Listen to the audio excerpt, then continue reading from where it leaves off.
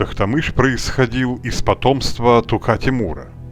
Ветвь этого большого семейства издавна правила Крымом, но основные владения тука-тимуридов находились в Синей Орде. Синей Ордой называли восточную часть Золотоордынской державы. Во время затяжного политического кризиса 1360-1370-х годов Синяя Орда стала фактически независимой от Сарая.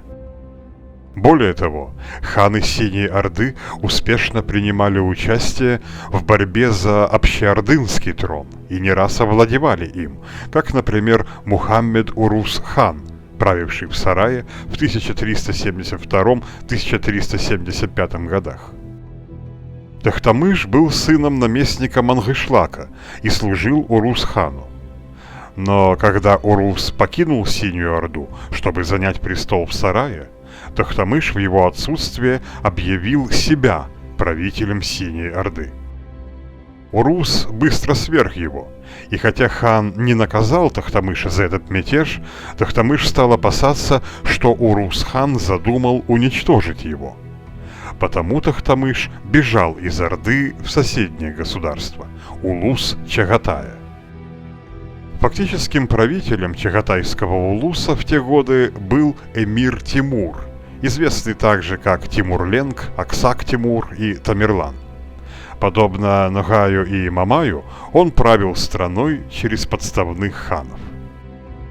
Тимур-Ленг принял Тохтамыша в своих владениях очень радушно, ведь он уже возвел своего ставленника на трон Улуса Чагатая, а теперь у него появился собственный кандидат и на трон Улуса Джучи. Тимур-Ленг предоставил Тохтамышу всю необходимую военную помощь. После нескольких сражений с войсками Урус-хана и его преемников Тохтамыш занял Сыгнак, столицу Синей Орды, и стал там ханом. Теперь Тохтамышу оставалось пробиться из Сыгнака в Сарай.